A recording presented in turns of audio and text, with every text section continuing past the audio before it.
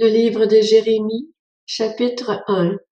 Parole de Jérémie, fils de Hilkija, l'un des prêtres qui se trouvait à Anathoth, dans le pays de Benjamin, parole de l'Éternel qui lui fut adressée durant la 13e année du règne de Josias, fils d'Amon, sur Juda, ainsi que durant le règne de Joachim, fils de Josias, sur Juda, et jusqu'à la fin de la 11e année du règne de Sédécias, fils de Josias, sur Juda, jusqu'au 5e mois, moment où les habitants de Jérusalem furent emmenés en exil.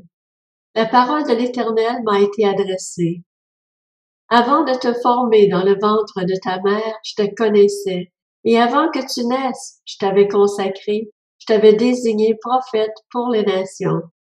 J'ai répondu, « Ah, Seigneur éternel, je ne sais pas parler car je suis trop jeune. » L'Éternel m'a dit, « Ne prétends pas que tu es trop jeune, car tu iras trouver tous ceux vers qui je t'enverrai, et tu diras tout ce que je t'ordonnerai. N'aie pas peur d'eux, car je suis moi-même avec toi pour te délivrer, déclare l'Éternel. » Puis l'Éternel a tendu la main et a touché ma bouche avant d'ajouter, « J'ai mis mes paroles dans ta bouche.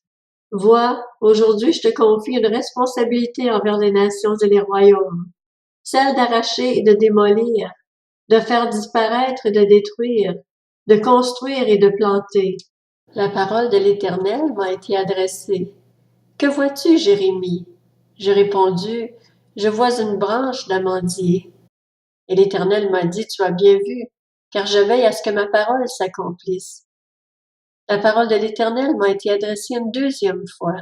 « Que vois-tu? » J'ai répondu, « Je vois une marmite bouillante.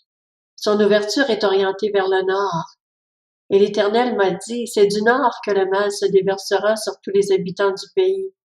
En effet, je vais appeler tous les peuples des royaumes du nord, déclare l'Éternel. Ils viendront et ils placeront leur trône à l'entrée des portes de Jérusalem, tout autour de ses murailles et contre toutes les villes de Juda.